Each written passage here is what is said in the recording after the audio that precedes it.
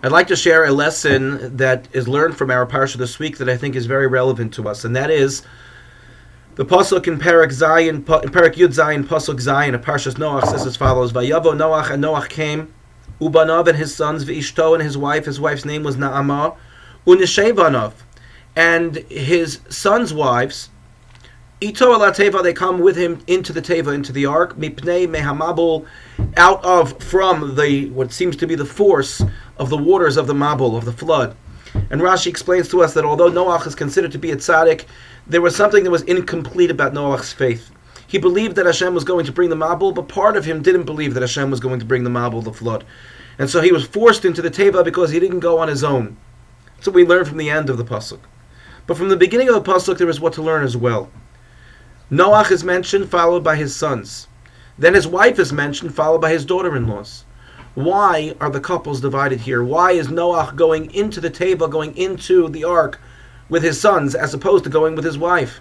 And why are his sons going with their father, as opposed to going with their wives? So Rashi from the Medrash Tanchuma explains to us the following reasoning. Ha'anashim levad, the men went by themselves, ve'hanashim levad, and the women went by themselves. And the reason was because they were prohibited from procreating, from being together as husband and wife, together in the teva, in the ark. Now one would think the opposite should be true. If the world was going to be completely decimated, desolate, so when they would come out of the teva, one would think that they should procreate on the teva so that when they come out there would be more people in the world. They'd be able to repopulate the world, recreate, to build. But Hashem says, no, you can't procreate, you can't be together physically on the teva. And the reason is as follows. Because the world, the state of the world at that time, was a state of suffering. The world was being destroyed. So Noach couldn't be oblivious on the ark, even though he was being saved. He couldn't be oblivious to what was happening outside, to all the lives that were being lost, to a world that was being destroyed. He couldn't just go on with his business as normal.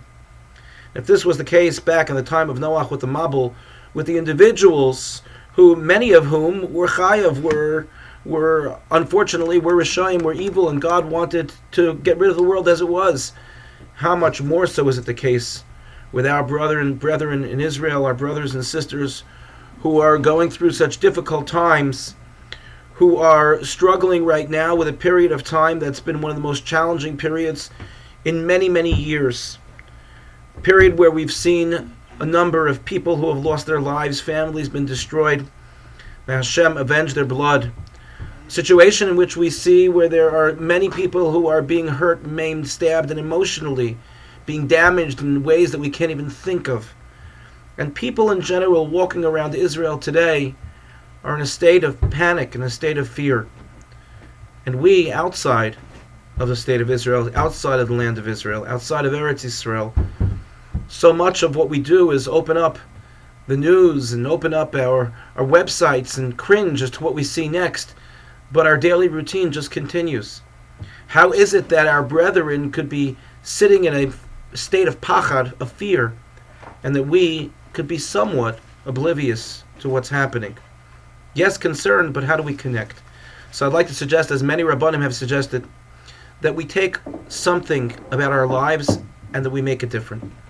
That we take a mitzvah that we like and we decide to specialize in that mitzvah and do it to the best of our ability. That we pause some time during our day and open up a parak of Tehillim and say a parak of Tehillim.